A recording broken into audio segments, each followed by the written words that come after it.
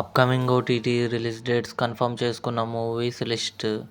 Young Sherlock మార్చి 4న Amazon prime వీడియోలో release కానుంది.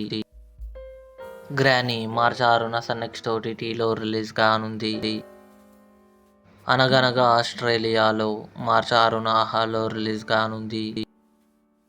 Gandhi talks Vijay Sethupathi, Adit Rao Haidari, Arvind స్వామి కలిసి నటించారు. మార్చి 6న జీ5లో రిలీజ్ కానుంది. లెగసీ కమింగ్ సూన్ నెట్ఫ్లిక్స్లో రిలీజ్ కానుంది.